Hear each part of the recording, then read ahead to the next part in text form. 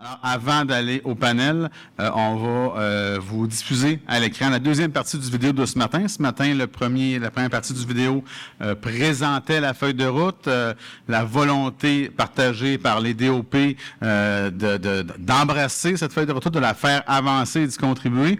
Là, on va s'intéresser davantage aux bénéfices perçus, souhaités de l'utilisation plus intensive de BIM dans les projets publics. Donc, Manon pèse sur le piton.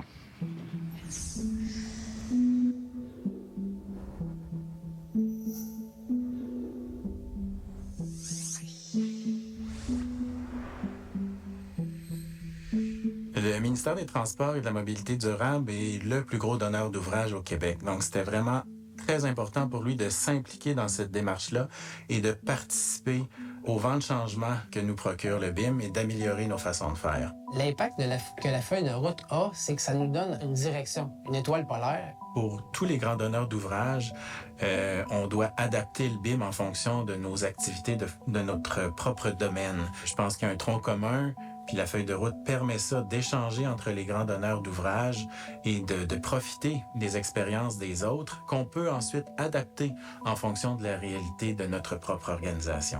Un des éléments sur lesquels on veut travailler, notamment, c'est les indicateurs de performance. Comment on va se mesurer, effectivement? C'est quoi les gains qu'on va aller rechercher? Ces gains-là, on les observe déjà.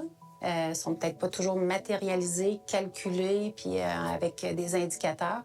Puis on vise aussi à uniformiser tout ce qui se fait. Donc l'idée, là, c'est d'avoir des lignes directrices pour être capable que tout le monde, à la fin, se comprenne, marche dans la même direction. Les bénéfices qu'on anticipe de l'implantation du BIM, c'est d'avoir une meilleure gestion des coûts, optimiser nos échéanciers, et ça va être possible grâce à l'échange d'informations qu'on peut avoir dès les premières étapes du projet. Donc, c'est beaucoup plus facile si on intervient au début de corriger certaines choses que plutôt qu'arriver en chantier lorsque les travaux sont commencés et d'être obligé de reprendre certaines étapes du projet. Le fait de travailler en BIM, de revoir les maquettes, amène un esprit d'équipe intéressant, d'avoir nos gens de construction, nos gens d'opération, d'entretien, nos consultants, à penser le meilleur projet, puis pouvoir le visualiser avec les divers outils qu'on a, tablettes et autres. Ça a un effet mobilisant pour nos gens, puis les gens s'approprient aussi le projet. Le fait de le vivre pendant la conception permet un peu de se l'approprier, puis quand on le ramène en construction, bien, ça facilite l'acceptation de nos équipes, là. Nous, on appelle ça le dossier patient. On fait référence un peu au domaine hospitalier où, dans un seul dossier, on a l'ensemble des informations du patient. Dans le cas présent, on va parler de l'immeuble ou du bâtiment pour lequel on est capable d'identifier en termes d'échéancier, en termes de coûts, en termes de type de composants, puis de mieux planifier finalement les interventions à réaliser dans le cadre de ce bâtiment-là. On a une chance à Québec, hein? On a fait un petit stade là, qui s'appelle le Centre Vidéotron. Mais quand on regarde la façon qu'ils l'ont fait avec BIM. Il y a un maire qui a suivi ça en temps réel grâce justement à un système qui s'appelle BIM. Et à chaque semaine, lorsqu'ils arrivaient puis qu'ils parlaient du chantier, il avait l'information complète en temps réel. Il n'y a eu aucun dépassement. Puis c'est quand même un projet d'importance. J'ai un exemple qu'on mentionne souvent au niveau du projet de biométhanisation. En effectuant des revues d'entretien dans la maquette, ça nous a permis de voir une activité d'entretien qu'on aurait eu à faire, exemple, dans 5 ou 10 ans, puis de prévoir une porte dans le bâtiment qui va servir à cet instant-là, une fois, mais la fois qu'on va en avoir besoin va nous permettre peut-être d'arrêter l'usine pendant beaucoup moins de temps, parce que ces éléments-là ont été revus pendant la conception dans la maquette. Et il reste qu'on a quand même des projets qui sont en cours de réalisation qui utilisent les plateformes BIM. Je pense entre autres au Centre de traitement des matières organiques de Ville-Saint-Laurent qui a été réalisé en BIM, surtout à la toute fin de la conception. Et cette maquette-là va pouvoir servir par la suite parce que la Ville de Montréal est responsable de l'opération de cette usine-là. Donc, on va assurément pouvoir utiliser la maquette et également pour l'entretien. Des bibliothèques aussi. Centre aquatique également, c'est des exemples de projets là, pour lesquels il y a des travaux là, qui sont réalisés en BIM actuellement. Bien, le grand changement, c'est que là, les projets qui sont en cours, les gens s'en parlent entre eux autres. Donc, nos 3 projets pilotes sont capables de démontrer aux autres équipes tous les bienfaits associés au BIM. Ça crée l'engouement pour que d'autres équipes de projets adoptent ça. Puis en voyant aussi, à travers la feuille de route, les gains qui sont faits par les autres gardes dans notre ouvrage, bien ça aussi, ça donne l'envie de continuer. Ce qui est particulier à la Ville, c'est qu'on a aussi des gros projets, comme je disais, le centre Vidéotron à 400 millions, la biométhanisation à 200 millions, mais aussi des petits projets, comme exemple une piscine à 2 millions. On a un bel exemple, là, présentement, concrètement. Là, on a eu un incendie pour un bâtiment de 50 logements. Puis on s'est donné le défi de travailler avec, justement, le BIM. Voir comment on est capable d'accélérer le processus de reconstruction, processus où est-ce qu'on va mesurer avec des intervenants locaux et les professionnels locaux. Présentement, quand je regarde cet exemple-là, là, puis je regarde les résultats à court terme, je suis très satisfait de voir ce que ça va donner. On espère que de la plus grande entreprise à la plus petite, il y ait vraiment une influence parce qu'à quelque part, on voit les gains. Donc, on a eu la démonstration dans nos gros projets, mais aussi dans nos petits projets. Et que de faire ces projets-là en BIM, on a les gains, puis ça vaut l'effort de mettre ces investissements-là. On doit donner l'exemple. On doit s'assurer, lorsqu'on parle en tant que Société d'habitation du Québec, de regarder toujours par rapport au futur. C'est être capable de, par la démonstration, d'influencer, être capable, par des exemples très concrets, de mesurer, de voir qu'est-ce que ça va donner par la suite au niveau là, du résultat. Puis c'est là-dessus qu'on va convaincre l'ensemble des participants. Les projets Hydro-Québec, il y a une dimension santé-sécurité qui est très importante. La gestion sécuritaire de nos travaux, ça passe par une très grande collaboration entre le donneur d'ouvrage et l'entrepreneur. BIM va nous aider à faire ça. Donc, un chantier qui est bien planifié, c'est un chantier qui est sécuritaire. Ce que ça oblige, c'est d'avoir une coordination parfaite entre les différents acteurs qui fait qu'à la fin, on est tous sur la même voie. On n'est pas sur une voie d'évitement, on n'est pas complètement dans le champ, on est sur la même voie. Donc, les possibilités de réussite sont beaucoup plus grandes que ce qu'on retrouve dans certaines situations. On sent tous le besoin dans le domaine de la construction de mettre à profit ce que j'appelle l'intelligence collective. En fait, c'est important de travailler tout le monde ensemble. Je dirais que ça, c'est un des éléments majeurs pour moi. Puis en même temps, j'en profite pour remercier l'industrie qui s'est beaucoup impliquée au niveau des groupes de travail par différentes associations. C'est important qu'on le travaille ensemble, qu'on partage nos enjeux, qu'on partage nos préoccupations, puis qu'on partage aussi nos gains ou les victoires qu'on a avec tout ça. Dans nos projets, évidemment, de diminuer les conflits en chantier, de diminuer les avis de changement peut améliorer un climat de travail. Donc, moins de négociations avec nos fournisseurs, moins entre les sous-traitants, moins de négociations sur les passages de conduite ou autre. Donc, effectivement, ça a un effet bénéfique sur nos chantiers. Le virage numérique, l'utilisation de plus en plus significative de ces outils-là va nous permettre d'attirer une main-d'œuvre plus jeune. En fait, ceux qui rentrent sur le marché du travail sont très familiers avec ces outils-là. Donc, il y a également cette réponse-là qu'il faut donner. Donner un cadre stimulant pour la main-d'œuvre qui approche à grands pas, là, qui va joindre à nous dans le domaine de la construction. Au Québec, ça fait longtemps que les firmes externes en génie, en architecture ont emboîté le pas. Si c'était pas utile, s'il n'y avait pas des gains, que ce soit en termes d'éviter des conflits, identifier des opportunités, livrer des projets de qualité, ça fait longtemps que les firmes auraient décroché et auraient quitté la façon de travailler BIM. Je pense que les preuves ne sont plus à faire. Il n'est plus que temps qu'on emboîte le pas, qu'on adhère à cette façon de travailler-là. Oui, ça devient très stimulant, comme n'importe quelle innovation qui finit par fonctionner. Il y a un effet d'engouement qui se crée, puis il y a une effervescence qui se matérialise autour du projet. Pour moi, le BIM, là, c'est le futur. C'est d'être capable d'avoir une meilleure efficacité, être capable d'avoir un meilleur contrôle, être capable d'avoir une plus grande rapidité d'exécution et une performance incroyable.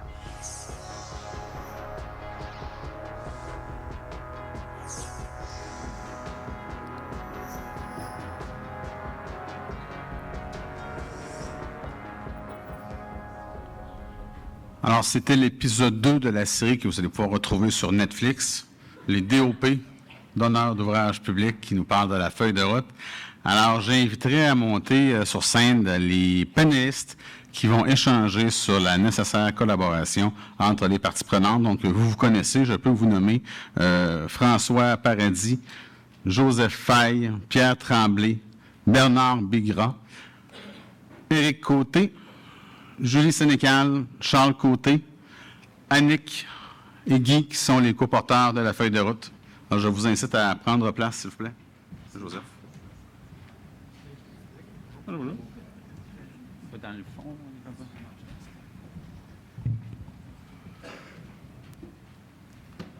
on devrait avoir assez de chaises. On a investi tantôt, là.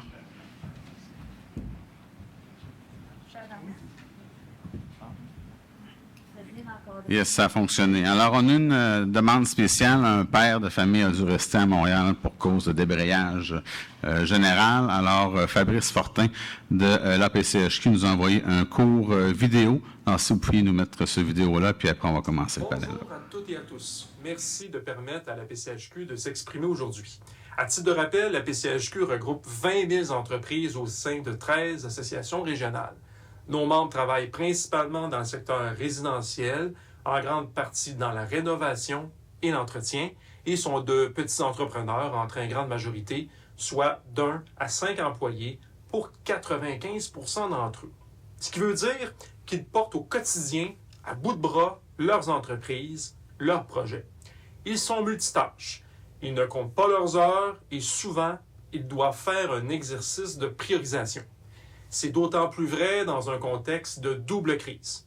Une crise de la main-d'œuvre et une crise de l'habitation.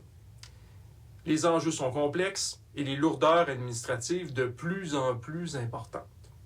Ils sont beaucoup sur le terrain. Ils gèrent leurs entreprises sur leur cellulaire, sur leur tablette, dans leur camion, en 2 chantiers. Donc, leurs outils doivent être simples et surtout conviviaux.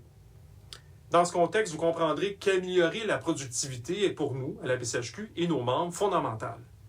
Ici, l'enjeu principal chez nos membres est de bien saisir comment la transition numérique en construction et le déploiement de la feuille de route gouvernementale peut améliorer au quotidien leur productivité et leur efficacité, tant au niveau de la réduction du temps alloué dans les tâches manuelles, de la vue d'ensemble des projets, de l'amélioration de leurs plans et de la diminution des conflits sur leur chantier.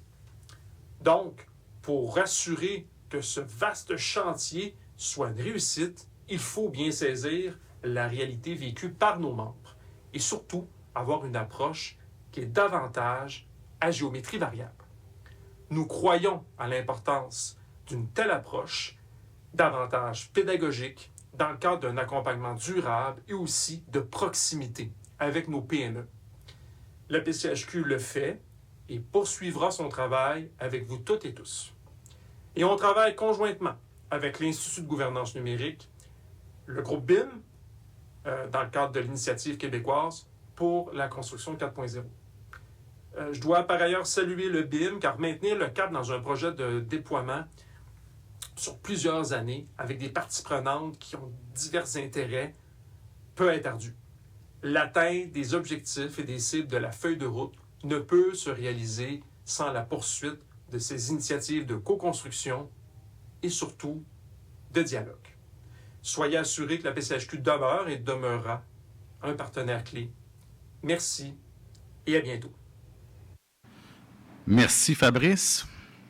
Alors, vous aurez compris que Fabrice saluait l'ASCI et non le BIM. Alors, féliciter les efforts faits par la Société québécoise d'infrastructure et ses coporteurs, évidemment, donc toute l'équipe de la feuille de route BIM. En guise d'introduction très rapide pour qu'on puisse passer au panel et qu'on puisse enfin vous entendre, les multiples raisons pour lesquelles le gouvernement du Québec et les coporteurs ont décidé d'implanter la feuille de route et d'accélérer l'implantation de la MDI dans l'industrie de la construction sont évidentes. Le secteur de la construction, comme vous le savez probablement, est le 4e secteur en importance au Québec. Il contribue pour 22,4 milliards au PIB, fait travailler 270 000 personnes et a une croissance moyenne double que celle de l'économie en général. Pourtant, c'est un secteur qui innove peu. En fait, moins de 5 des entreprises de la construction ont introduit des innovations de produits ou de procédés en comparaison à des proportions oscillant entre 15 et 60 pour les autres secteurs de l'économie. Le potentiel de croissance de l'industrie est fulgurant, les défis sont nombreux. Et pour ajouter une couche à cette réflexion, des chercheurs identifiés par Éric Poirier ont évalué que la construction coûte 30 plus cher par ces pratiques contractuelles qui découragent la collaboration et l'innovation. Donc, il est temps de changer de paradigme, comme dirait un ami. Alors, malgré l'absolue nécessité d'implanter cette feuille de route pour que notre industrie prenne pleinement le virage vers sa modernisation, il demeure de grands défis pour prendre ce virage ensemble en s'assurant que personne ne soit laissé de côté. Cela dit, et leur présence est éloquente à cet effet, il y a une volonté partagée par les parties prenantes pour moderniser l'industrie de la construction et des grands travaux de génie civil et pour les actifs industriels. Alors, j'ai 2 questions, mais beaucoup de gens. Ça devrait remplir le temps. Alors, la première question, puis on en a discuté évidemment ensemble, sans surprise, c'est oui, il faut le faire. Oui, c'est absolument essentiel, mais comme on dit, un des membres du panel va peut-être se lancer à l'eau en premier. Oui, mais. Alors, mais il y a des grands défis. Quels sont ces grands défis-là à l'implantation du BIM, à la réalisation de la feuille de route? Qui se lance en premier? Joseph. Je peux y aller. Bonjour tout le monde. Voilà, donc moi je suis de l'Association de la construction du Québec. On représente 17 000 employeurs là, dans les secteurs institutionnels, commercial, industriel et résidentiel aussi. Donc on en a de toutes les tailles et on est très très impliqué aussi pour tout ce qui est virage technologique. Je suis très très content de toute cette initiative et notre association aussi. Et lorsqu'on parle avec nos homologues du Canada, je peux vous le dire qu'on a une position enviable. Pas plus tard que la semaine passée, on était cité comme exemple pour ce qui a trait en fait au BIM et c'est vraiment super intéressant. Pour répondre à la question, pour les principaux défis, moi je pense qu'il y a un défi, 2 enjeux. Donc un enjeu d'information, parce que ce que l'on se rend compte en parlant avec nos entrepreneurs, c'est que oui, la feuille de route semble être bien connue, vous êtes nombreux ici aujourd'hui, mais c'est quand même loin d'être le cas au niveau des entreprises de construction. Donc, il y a encore du travail à faire à ce niveau. L'autre enjeu, c'est un enjeu de réceptivité. Pour beaucoup d'employeurs, d'entrepreneurs plutôt, le BIM demeure quand même la chasse gardée pour des gros joueurs, donc des gros projets de construction. Ce qui fait en sorte qu'il y a des perceptions donc à défaire à ce niveau-là. C'est clair que la surchauffe qu'on a connue dernièrement n'a pas vraiment aidé. Les carnets de commandes sont remplis. Vraiment, il y a du travail quand même pas mal. Ça fait en sorte que les entrepreneurs n'ont pas de ressources disponibles donc à libérer pour les former afin d'aller chercher les compétences numériques. Donc, ça devient un petit enjeu à ce niveau-là. L'autre élément, c'est le retour sur investissement. Donc, vraiment, l'absence de bénéfices clairs. Donc, ça fait en sorte que ça ralentit, si on peut dire, un petit peu l'engouement. Malgré ça, je pense qu'il y a de plus en plus d'employeurs, donc d'entrepreneurs qui prennent le pas. Je peux dire, tout le monde ici présent, il y a 10 ans, on n'était pas là. Donc, aujourd'hui, on a fait vraiment des avancées dignes de mention et c'est très, très positif pour le futur. Merci. Oui. Charles Côté, CMMTQ. Pour ajouter un petit peu à ce que M. Fortin disait et à ce que M. Failly disait, nous aussi, au niveau de la CMMTQ, les tuyauteurs, 80% de nos membres, c'est des 5 individus et moins, ce qui est quand même une certaine... un certain dévouement quand on dit on doit prendre une ressource puis dire on s'en va vers faire du BIM. Parce qu'on ne peut pas dire à quelqu'un tu vas aller nourrir la matrice BIM, tu vas travailler là-dedans, puis après ça, tu prendras ton coffre à outils puis tu iras poser les tuyaux au 6e puis au 7e. C'est pas tout à fait comme ça. C'est une démarche à temps plein. Fait qu'il y a une inquiétude parce que oui, on a quand même une pénurie au niveau de main-d'œuvre, mais il y a une pénurie au niveau des spécialistes dans ce domaine-là. On voit, c'est la chasse au trésor là, pour trouver les individus. Fait que cet aspect-là là, qui donne beaucoup d'inquiétude à ces gens-là. Les plus gros, eux autres travaillent déjà à l'implanter, mais ce qu'on me dit beaucoup, c'est, tantôt, j'ai vu, on ne parlera pas d'environnement, chacun a un peu son environnement. Ça, c'est la grande hantise au niveau des entrepreneurs, des sous-traitants, parce que chaque environnement veut dire un apprentissage différent d'une fois à l'autre. C'est, oui, une formation. Il faut retourner notre personne qui est vouée à faire les suivis en BIM. C'est la retourner sur des bancs d'école, souvent. Fait qu'il y a plusieurs petites inquiétudes qui se greffent à ça. Mais tout le monde rêve d'arriver et de dire « Voici, j'ai un plan précis de ce que j'ai à faire, tout rentre à la bonne place, puis je n'arriverai pas avec ma collègue à côté, puis on va chicaner à qui appartient le trou dans la dalle de béton pour passer son fil ou son tuyau. » C'est des choses comme ça que on rêve tous que ça arrive sur le chantier puis que ça soit harmonieux. Je vais enchaîner. Donc, Julie Sénécal, la Corporation des maîtres électriciens qui regroupe l'ensemble des entrepreneurs électriciens au Québec, donc 3700 environ présentement. Écoutez, le défi est double. Oui, effectivement, l'industrie connaît un pic historique. Les carnets de commandes sont pleins alors qu'on subit une importante pénurie de main-d'œuvre. Donc, c'est d'amener les entrepreneurs à investir autant de temps et d'énergie, de ressources humaines, financières dans un projet. Donc, ça peut être difficile dans le contexte économique actuel. Il faut aussi convaincre les entrepreneurs que le BIM, ce n'est pas la saveur du mois. Ce n'est pas une tendance qui risque de passer de mode dans quelques temps, que c'est là pour rester. C'est le message qu'il faut marteler aux entrepreneurs pour qu'ils réalisent ce qu'ils ont à y gagner, à s'investir dans le BIM parce que c'est l'avenir. Donc ça, c'est un message que ça fait 2 ans qu'on martèle dans la corporation, des publications, colloques, des webinaires, mais il faut poursuivre cet effort de communication. Aussi, on parle l'industrie de la construction, 80-85% de petites entreprises, 5 employés et moins. Donc, il y a un degré de maturité qui diffère d'une entreprise à l'autre. Il faut s'adapter à ça et avoir des mesures qui vont permettre à chacune des entreprises de progresser et de casser le message aussi que le BIM ne s'adresse qu'aux grandes entreprises. Merci. Bernard? Oui. Bernard Bigras, donc PDG de l'Association des firmes de génie conseil du Québec. Donc, je représente plus de 70 firmes de génie au Québec.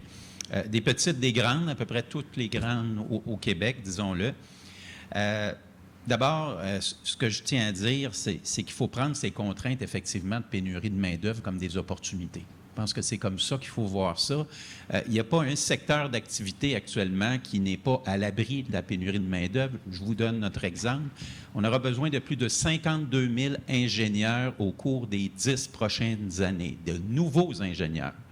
Dans un contexte, comme l'expliquait le ministre ce matin, où on a un PQI de l'ordre de 150 milliards de dollars, dans un moment où un déficit d'entretien sur nos infrastructures de 30 milliards de dollars, alors qu'Hydro-Québec veut multiplier par 3 ses capacités, on est condamné, qu'on le veuille ou non, à changer nos pratiques, puis de nous assurer, au fond, de mettre en place des mécanismes qui vont nous permettre, bien sûr, pour le donneur d'ouvrage, de réduire les coûts, de réduire les échéanciers, mais c'est un impératif économique d'abord et avant tout. Pourquoi économique? D'abord, pour nos entreprises.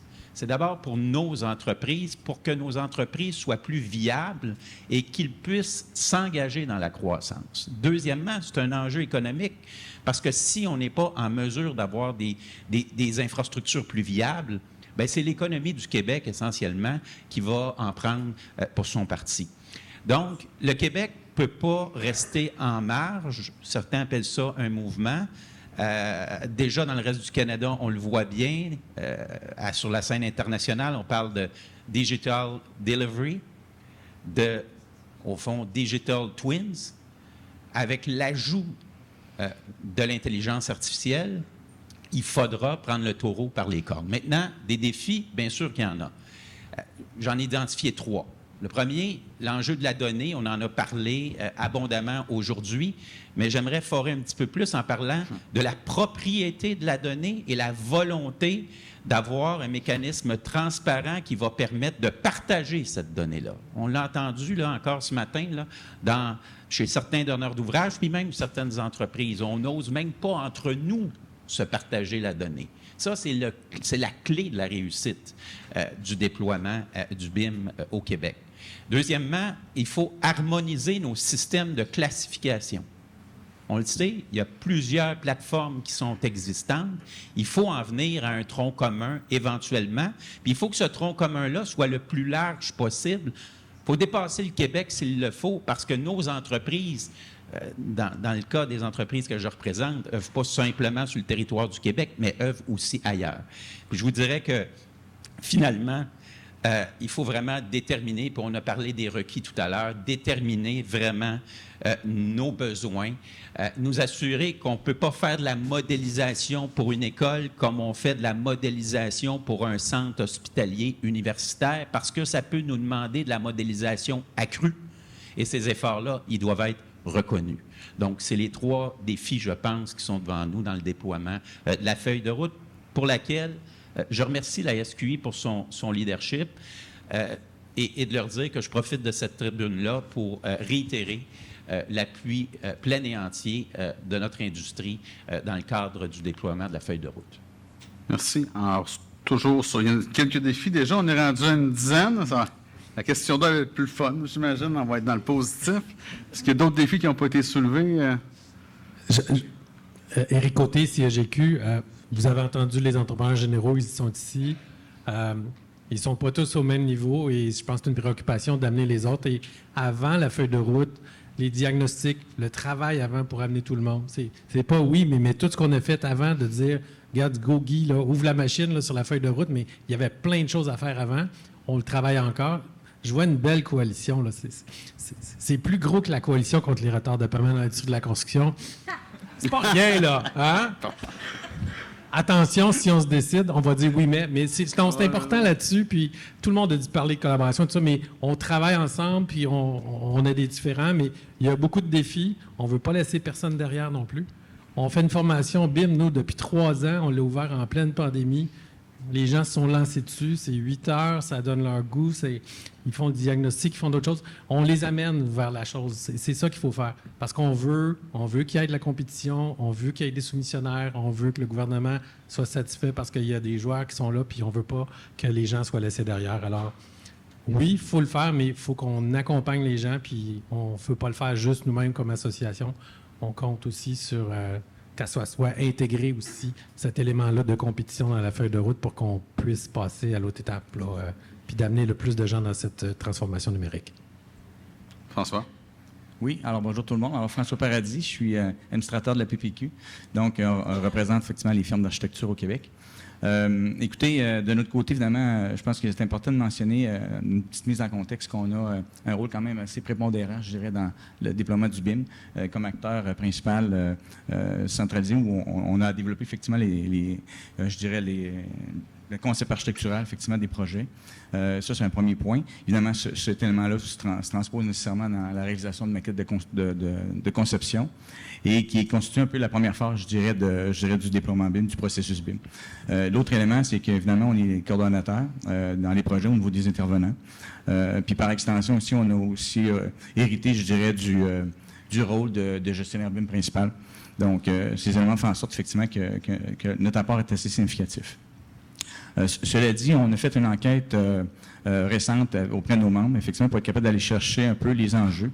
On a retrouvé effectivement des informations plutôt intéressantes.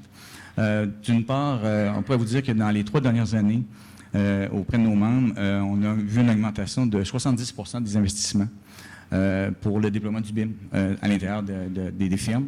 Alors, ça prouve, je pense, qu'effectivement, que tout est mis en place et en marche pour effectivement faire le virage.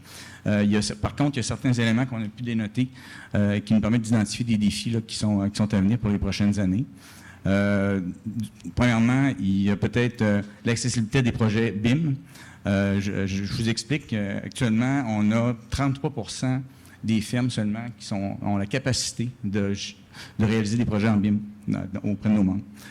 Donc, ça laisse donc 2/3 des membres qui actuellement n'ont pas de capacité ou très peu.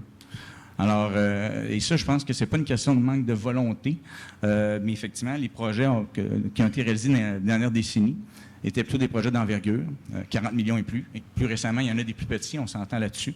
Mais de façon générale, depuis les dernières années, c'est principalement des gros projets. Donc, c'est les plus grandes firmes qui ont eu la possibilité ou l'opportunité de pouvoir, je dirais, faire le virage. Donc, je pense que c'est important là, de mettre ça à profit puis de pouvoir faire attention, de pouvoir faire embarquer tout le monde effectivement dans l'exercice, parce qu'il y en a qui n'ont pas eu accès. Et puis c'est comme je dis, pas par manque de volonté. Les membres sont très... On le voit, il y a des investissements qui sont faits, mais c'est ça, c'est que les bureaux de petite taille, on n'a pas la possibilité effectivement de faire des projets BIM pour l'instant. Ça, c'est le premier enjeu qui est assez important. L'autre enjeu, c'est un peu l'adaptation aussi du parc informatique. Alors, c'est la même chose. Dans les 3 dernières années, il y a environ des augmentations de 133 je dirais, des investissements pour adapter effectivement le parc informatique, que ce soit les postes, que ce soit l'infrastructure principale, les logiciels et ainsi de suite. Et c'est donc même nécessaire. À partir du moment qu'on fait du BIM, je dirais les exigences BIM, la centralisation de la donnée, l'augmentation, je dirais, de la lourdeur des fichiers fait en sorte que c'est une obligation pour être capable de rester performant. Donc, ça, c'est un des défis, effectivement, qui est assez important. Puis, l'autre élément qui est assez central, puis qui fait foi de tout, effectivement, c'est des compétences, des ressources et de la formation qui en découle. Donc, encore la même chose, on a remarqué qu'il y a eu une augmentation, ça a doublé, donc, les frais de formation auprès de nos membres, pour, effectivement, principalement pour la portion BIM. Donc, c'est un autre enjeu qui est primordial, effectivement, pour la réussite du virage. Merci, très, très clair, très structuré. Les autres aussi, par ailleurs, étaient très structurés, je tiens à le dire. Oupsie, comme dirait ma blonde. Pierre? Oui, mais c'est ça. Oui, oui. Bonjour tout le monde, Pierre Tremblay. Moi, je représente de l'ACR GTQ, je représente le secteur génie civil et voirie, donc les gens de bâtiment, les gens de civil. Je dirais le premier enjeu ou constat, le civil est en retard. Quand on regarde l'ensemble des projets qui ont été faits sous ces nouveaux formats-là, on le voit beaucoup dans le bâtiment. Quand on se compare au bâtiment, quand on compare les projets civils, on a beaucoup de croûtes à manger puis beaucoup de chemin à faire pour faire un vilain jeu de mots. Donc, le civil a vraiment un coup de barre à donner, ça c'est clair dans notre tête. Les enjeux, bien évidemment, sans vouloir revenir sur ce qui a été mentionné, l'accompagnement. Je pense que l'accompagnement, quand on regarde les grandes firmes qui sont déjà, je dirais, dans le système, n'ont pas eu besoin de nous pour le faire, puis ils le font déjà, puis ils vont continuer de le faire. Les plus petites, je pense qu'il faut s'assurer que l'accompagnement, l'aide, évidemment, la feuille de route est déjà un début. Donc, il faut s'assurer que l'accompagnement, au-delà de donner le message, il faut être conséquent à les accompagner pour être persévérer dans le système. On a parlé de simplification. On est tout à fait de cet avis-là. Il peut y avoir toutes sortes de plateformes, il peut y avoir toutes sortes de modèles. Je pense que de simplifier les plateformes serait déjà un gros enjeu. Je comprends qu'on peut avoir de l'adaptation, je comprends qu'on peut avoir de la flexibilité, je comprends que s'attacher à un trop simple modèle peut devenir un problème, mais je pense qu'il faut être conséquent du fait que les plateformes doivent être au minimum, si on veut se permettre de pouvoir être capable d'être conséquent de tout ça.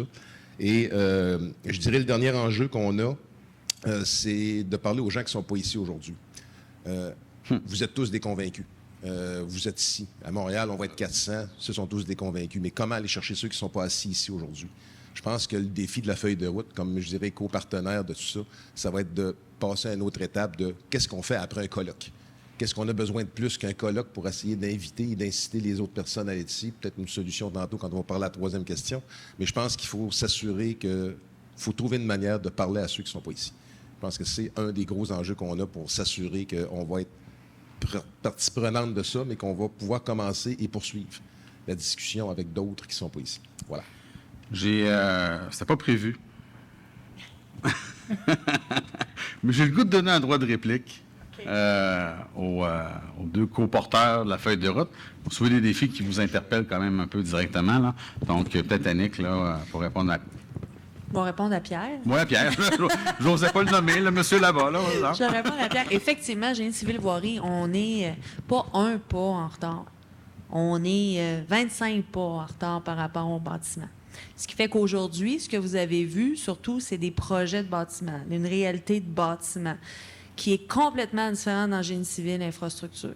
Si on fait juste penser à la grandeur du carré de sable d'un chantier de construction, d'un bâtiment versus une route. On n'est pas dans les mêmes jeux, là, pas dans les mêmes eaux du tout. Donc, nous, je rejoins tous les défis, puis même si c'est dans le bâtiment, les défis que vous avez nommés, on les retrouve aussi dans le génie civil voirie. Mais c'est de trouver l'équilibre pour, justement, faire ce rattrapage d'eau. Ça ne sert à rien de pousser quelque chose dans la gorge de quelqu'un qui a la bouche fermée. on ne réussira pas. Une image forte. Une marche forte, hein? Mais on ne réussira pas. Fait qu'il faut être en mesure de trouver cet équilibre-là, de faire des success stories en génie civil dans différents domaines aussi. Parce qu'on pense génie civil voirie comme si c'était toute une grosse boîte, mais faire un projet de route, faire un projet de pont, c'est différent. Faire un projet de pont qui traverse le fleuve Saint-Laurent, c'est différent de faire un portique au-dessus de la rivière du ruisseau. OK? Donc, encore là, il y a des complexités. Les main-d'œuvre ne sont pas les mêmes. Les entrepreneurs qu'on va interpeller ne sont pas les mêmes. Les enjeux environnementaux, je ne sais pas dans le bâtiment, mais dans le domaine des transports, c'est un enjeu qui est rendu complexificatif aux 10 gigatonnes. C'est comme rendu...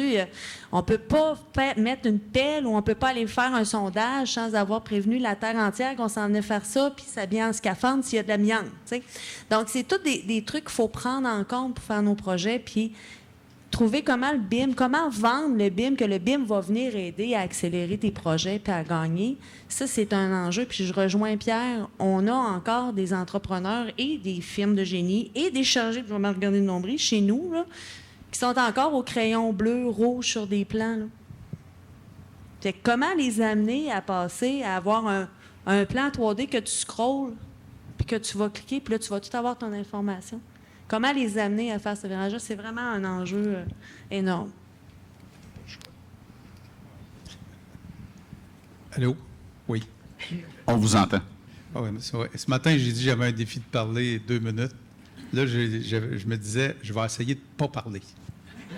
Merci, Guy. Merci, on va passer à la question 2. Non, j'ai dit, je vais essayer de ne pas parler pour laisser la place aux collègues. Et puis, vous êtes dans la salle, vous vous dites, as-tu vu le troupeau? Ils sont tous un paquet, un panel à 10, ça n'a pas de bon sens. Puis, il y en a qu'on a volontairement pas amené parce qu'on aurait été 25 sur le panel. Tu sais, puis il y a des gens, je veux pas qu'ils se sentent oubliés. Là, puis là, il y a tout l'écosystème des bâtiments d'habitation. Fabrice a fait une petite vidéo, la PCHQ. Il représente les plus petits, donc il fallait qu'il soit ici d'une voix. Puis on a aussi, par exemple, je vais en nommer, mais je vais en oublier, l'Association des entrepreneurs en revêtement muraux du Québec, etc., etc. Puis je me faisais tirer la queue de manteau, l'Association des manufacturiers de bâtiments modulaires, Yves Côté, qui est dans la salle, qui me tirait. Comment ça, je ne suis pas sur le panel? On aurait été 25 sur le panel. Puis ce que vous entendez, c'est pas des plaintes, c'est des préoccupations. Puis c'est important qu'on les partage, ces préoccupations-là. Puis tout le monde, rejoint chacun les écosystèmes, il parle à le gang. Puis ce que vous entendez, ce que je crois entendre, ben c'est oui, on s'en va par là, mais on a des préoccupations. Puis les donneurs d'ouvrage, ben on est ici, puis on va en avoir d'autres qui vont s'ajouter. Ben c'est entendre ces préoccupations-là pour s'en aller tout le monde ensemble du même côté. Donc, c'est pour ça que je ne voulais pas parler, mais je veux entendre vos préoccupations, puis pas dans un esprit de chiolage, mais dans un esprit de on met ça à table, ces préoccupations-là. La meilleure façon de régler une préoccupation ou un risque, comme j'appelle dans la gestion de projet, c'est de le mettre ça à table. S'il est caché en arrière, on ne peut pas le régler. Donc, merci, 3 fois merci de nous partager ça. Puis je vous repasse le micro pour que vous nous en donniez d'autres préoccupations. Allez-y. Non. Moi, je vais errer le panel. Merci, Guy, du conseil à l'animateur.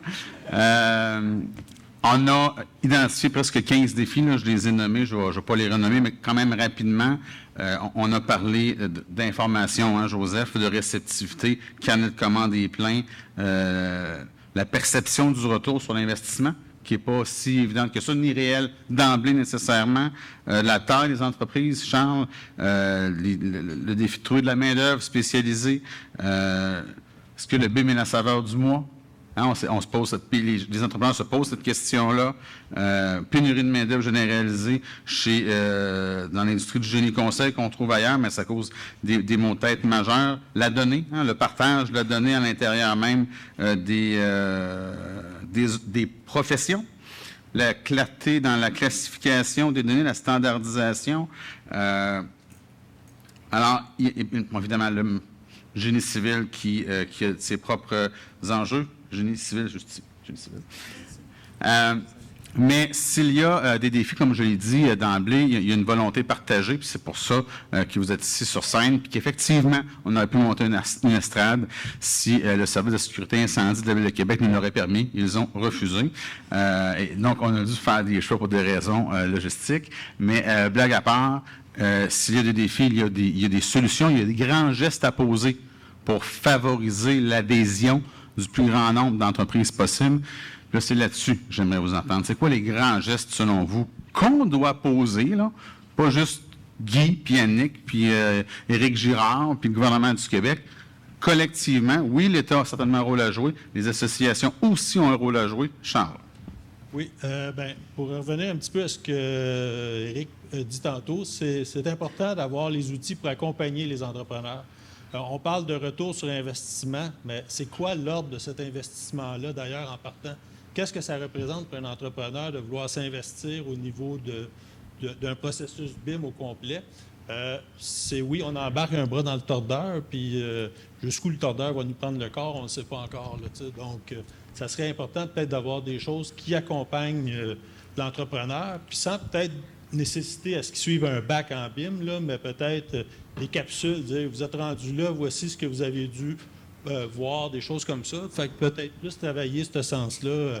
En tout cas, essayer de leur offrir des repères à ce niveau-là. Joseph.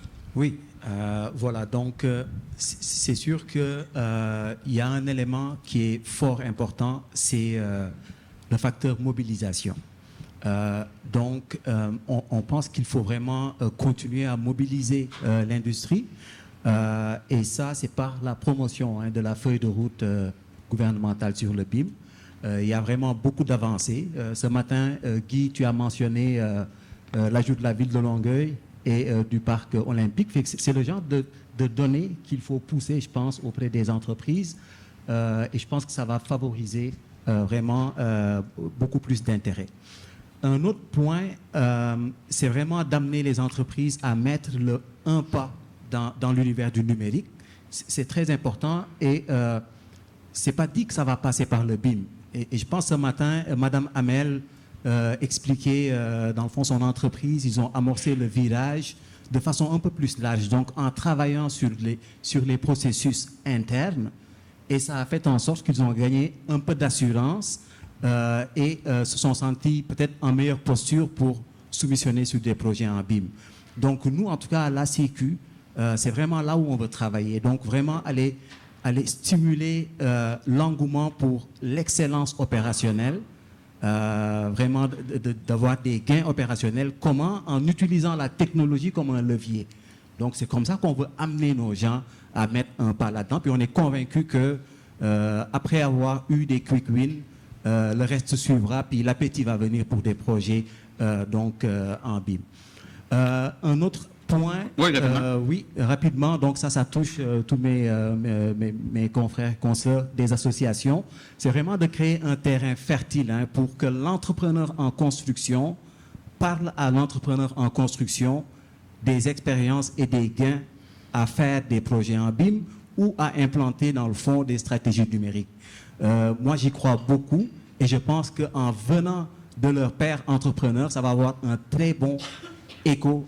Et c'est là-dessus, en fait, qu'on travaille à l'association, dans le cadre de notre congrès annuel, d'ailleurs, qui s'en vient, vraiment de pousser un apprentissage, en fait, par les pairs. J'avais quand même plusieurs éléments, peut-être juste vous parler aussi de la gestion du changement, qui est un point très, très important également. J'ai parlé avec un entrepreneur qui me dit que son virage, 90% des efforts ont été mis dans la gestion du changement, d'amener les gens à comprendre la pertinence de faire les choses autrement. Donc ça, c'est vraiment crucial. Et ça m'amène à parler de l'importance aussi de l'accompagnement. Donc il faut vraiment que, dans le fond, toutes les mesures qu'on voit, IQC 4.0, etc., que les gouvernements aussi nous aident à pouvoir vraiment financer cet accompagnement-là pour que nos gens emboîtent le pas devant. Merci beaucoup, Joseph. Donc, je vais compléter. Aussi un programme de formation, je vous dirais. On a besoin d'un programme de formation adapté à la réalité des entrepreneurs. Des formations diverses qui vont s'adresser au degré de maturité de l'entreprise. Ça peut être BIM 101, BIM 201, 301, mais vraiment un programme de formation qui va pouvoir accompagner l'entreprise. Faut comprendre aussi qu'il y a des risques à se lancer dans le BIM si on n'est pas prêt. Pour l'entreprise, pour ses partenaires, pour le projet lui-même. Donc, et contrairement à d'autres champs d'activité où habituellement, quand on veut se lancer dans un nouveau champ, on commence petit et on grandit. Là, c'est les grands projets qui sont assujettis au BIM et ça descend. Donc, c'est difficile pour l'entrepreneur de faire de manger ses croûtes puis de faire ses classes pour grandir dans ça parce qu'il y a quand même une certaine envergure aux projets qui sont BIM. Donc, il faut s'assurer que lorsque l'entrepreneur se lance dans le BIM, il est prêt et il est bien formé, accompagné pour le bénéfice de tous, finalement. Pour qu'il mange ses croûtes et non ses bas, idéalement. Exact. C'est pas. Je poursuivrai effectivement sur ce que Mme Senkel mentionnait. On parlait de formation. Effectivement, tantôt, j'en ai fait un enjeu. Écoutez, oui, la formation académique, nécessairement, qui est un aspect, qui pourrait être, où le programme pourrait être un petit peu adapté, effectivement, en fonction de la réalité de l'industrie. Ça s'améliore beaucoup, d'ailleurs, on s'en aperçoit, mais je pense qu'il y a encore du chemin à faire de ce côté-là. Donc, c'est un peu plus sociétal, nécessairement. Là. Mais l'autre élément aussi qui est plus spécifique, je dirais, à ce qu'on peut observer dans les bureaux d'architecture, c'est que la formation se fait à l'interne. Et il y a vraiment du développement qui est réalisé effectivement à l'interne. Alors, c'est sûr que lorsqu'on débute l'aventure, on a besoin effectivement de formation externe. Mais à partir du moment qu'il y a une certaine synergie qui se crée à l'intérieur, fait que ça c'est super important de pouvoir effectivement peut-être aider au niveau de programmes qui sont assez flexibles pour faire ça effectivement en milieu de travail. Et je vous dirais que dans une des particularités qu'on a peut-être en architecture, c'est qu'il y a beaucoup de projets qui sont faits en consortium.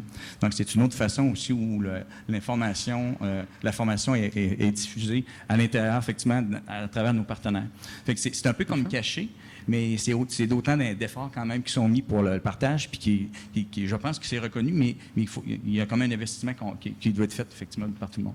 Fait que ça, c'est un aspect au niveau de la formation qui est un peu spécifique à l'architecture.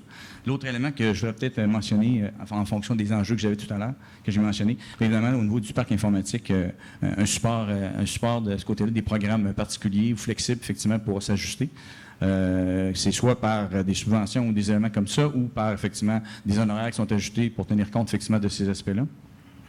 Puis l'autre élément que je mentionnais tout à l'heure par rapport aux enjeux pour les petites firmes, c'est l'accès, effectivement, que je mentionnais au projet BIM. Donc, je pense que à partir du moment que les donneurs d'ouvrage, un plus grand nombre, et pour des plus petits projets, vont pouvoir effectivement fournir proposer des projets BIM, mais effectivement, ça va permettre de s'assurer que de réduire l'écart qui est actuellement présent, je dirais, dans le domaine de l'architecture. Que démocratisé par les projets, exactement, dans le fond. Pierre? Pour faire suite à ce que mes collègues mentionnaient, je vais même ajouter par rapport à la formation, je vais oser dire une simulation. Je me demande, dans un contexte où j'imaginais une formation ou une simulation où tu vois des ingénieurs, des architectes, des entrepreneurs, des donneurs d'ouvrage assis dans une salle en même temps avec les gens de TI qui font un projet ensemble. Comme un processus, comme une simulation. Je simule un projet. Je pense toujours à ceux qui ne sont pas ici aujourd'hui pour leur parler de temps à autre par rapport aux plus petites entreprises ou celles qui sont moins connectées, pensez-moi le jeu de mots. J'avais l'impression qu'ils ne savaient pas de quoi je parlais. Fait que je pense que c'est des gens visuels qui ont besoin de savoir de quoi on parle en le voyant, en le faisant. Fait que je pense que comme organisme, si on peut se permettre de rêver un petit peu, peut-être qu'on pourrait faire, après ce colloque-là, un défi de simulation. Moi, je pense que ça pourrait peut-être être intéressant à regarder.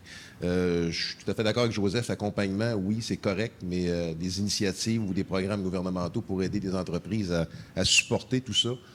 J'écoute les gens qui sont déjà dedans depuis un bon nombre d'années, qui sont des entreprises qu'on comprend un peu plus grandes, avec du 15 puis du 20 personnes à supporter un système comme ça. Je peux comprendre qu'une petite entreprise, c'est un peu épeurant. Donc, l'accompagnement puis les programmes, je dirais, de soutien pourraient être tout à fait bienvenus dans ces cas-là. Pour répondre un petit peu de façon plus concrète, terre à terre, à Nick, par rapport à qu'est-ce qu'on peut faire dans le civil, pour avoir visualisé, vérifié et considéré certaines choses. On parlait tantôt d'implantation, c'est correct. Dans le domaine des structures en génie civil, l'ouvrage d'art, là, allez-y. Attendez plus, allez-y. Vous en avez peut-être 10, 15, 20 projets qui sont prêts, là. Lancez-les. Les entreprises, du moins entrepreneurs, sont prêtes à les recevoir. On est assez équipés pour. Fait que arrêtons d'en parler, puis lançons-en.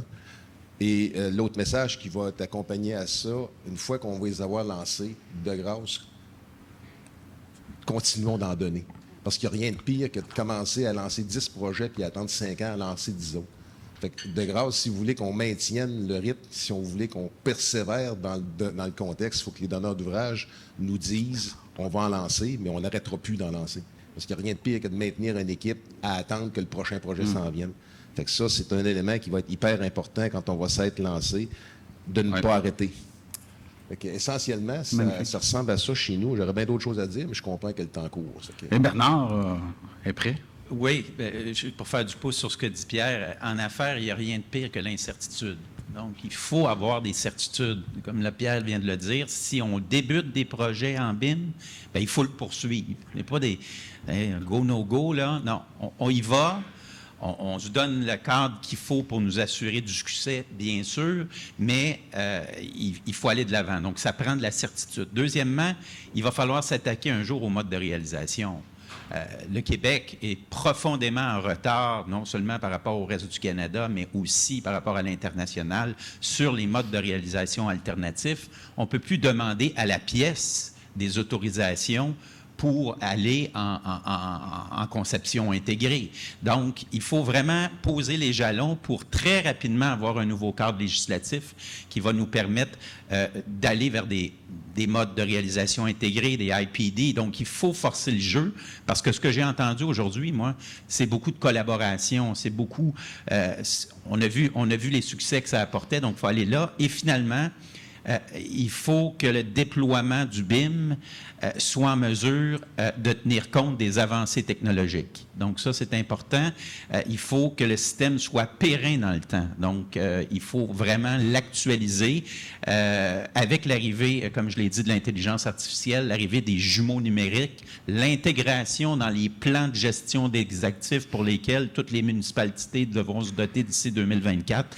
Ça devient un atout assez important. Merci. Stéphane, il manque un mot. On a parlé de collaboration toute la journée. L'humilité.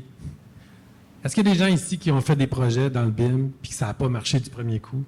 Tout le monde pense que ça marche du premier coup. Levez la main les gens qui vous avez essayé des affaires et ça n'a pas marché du premier coup. Soyez un peu d'humilité, là. Hein? Aïe. Vous avez eu peur, vous êtes planté, vous êtes relevé. Bien, si on veut que la salle soit 2 fois plus grande la prochaine fois, parce qu'on va en faire d'autres, hein? Enfin, on va continuer, on va en faire d'autres. Bien, il faut montrer à ceux qui ne sont pas encore embarqués que oui, il y a des risques, mais il y a des moyens de passer à travers, puis d'accepter que des fois, on va essayer des choses. Puis si on nous dit au gouvernement que la feuille de route, que tous les projets sont obligés d'être BIM, puis vous n'avez pas le choix, puis ça va être difficile, il faut que vous arrêtez de fumer, sinon vous ne pourrez plus rentrer dans les restaurants. À un moment donné, il y a du monde qui ne seront pas là, puis c'est ça. Mais je pense que c'est l'humilité, puis d'amener quelqu'un d'autre qui n'est pas dans la salle, qui va pouvoir s'intéresser à ça.